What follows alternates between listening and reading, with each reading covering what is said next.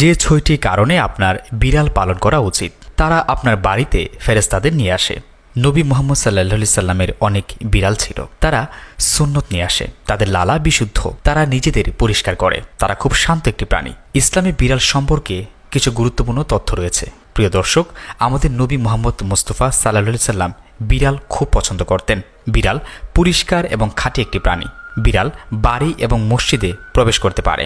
বিড়ালের প্রতি ভালোবাসা ইসলামে বিশ্বাসের লক্ষণ। মহানবী সাল্লাল্লাহু আলাইহি সাল্লাম আবু হুরায়রা রাদিয়াল্লাহু তাআলা আনহুকে বিড়ালের পিতা বলে ডেকেছেন, কারণ তিনি বিড়াল পুষতেন এবং তা ভালোবাসতেন। একজন মহিলা জাহান্নামে প্রবেশ করেছিল একটি বিড়ালের কারণে, যাকে সে বেঁধে রেখেছিল কিন্তু খাবার দেয়নি এবং পৃথিবীর কীট পতঙ্গকে খাওয়ানোর জন্য ছেড়ে দেয়নি। তাই যদি কোনো বিড়াল বা কোনো প্রাণী খাবারের সন্ধানে আপনার কাছে আসে, তবে তা অপেক্ষা করবেন না। এটি আপনার কাছে এসেছে শুধুমাত্র আপনার কল্যাণের জন্য এবং কিছু গুনাহ দূর করার জন্য। সুবহানাল্লাহ। আসুন বিড়াল সম্পর্কে কিছু অবগত হই এবং ভালো ধারণা অর্জন করি।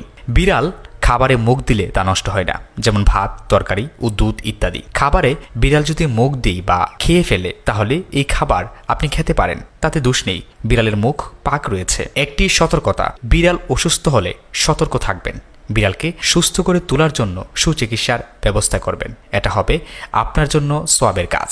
একটি বিড়াল বাড়ির ভিতরে খারাপ আত্মা এবং মন্দ উপাদানগুলিকে তাড়াতে পারে। বিড়াল যদি কাঁদে, তবে এটি আশেপাশের লোকদের কাছে একটি খবর বা সতর্ক বার্তা প্রদান করতে পারে। যখন একটি বিড়াল আপনার চারপাশে হেঁটে বেড়ায় এবং আপনার পায়ে পায়ে তার শরীর ঘষে, তখন বুঝবেন বিড়ালটি আপনাকে ভালোবাসা জানাচ্ছে এবং খারাপ আত্মাকে তাড়িয়ে দিচ্ছে। আপনার মধ্যে যদি দূষিত কোনো কিছু থেকে থাকে, তাহলে তা দূর করছে। আপনি কি জানেন, আপনি যখন ঘুমাচ্ছেন এবং আপনার পাশে একটি বিড়াল থাকবে, তখন কোনো অস্বাভাবিক প্রাণী আপনার কাছে আসবে না, কারণ অস্বাভাবিক প্রাণীগুলো বিড়ালকে ভয় পায়। তাই বিড়ালদের তাড়িয়ে দিবেন না, আঘাত করবেন না, কারণ বিড়াল উপকারী প্রাণী।